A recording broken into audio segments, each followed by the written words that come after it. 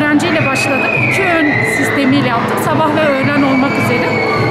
Her grubumuzda, sabah ve öğlen grubumuzda 32 ortalama mevcut öğrencimiz vardı. Amacımız bu yola baş koyduğumuzda öncelikle ilk amacımız çocuklara Kur'an-ı Kerim öğretmek. Onunla beraber sosyalleşme, dayanışma, paylaşım, ahlaki erdemlilikler bunları yapmıştık. Nasıl diyeyim? Ölçü kılmıştık. Ama elhamdülillah çok güzel bir başarı elde ettik. 41 hatim yaptık bu 60 küsur çocuğumuzdan. 55 çocuğumuz da Kur'an-ı Kerim'e geçti. Belirli yerlerde, belirli cüzlerdeydiler. Ve bu şekilde bugün programımızı böyle bir programla, böyle bir etkinlikle bitirdik.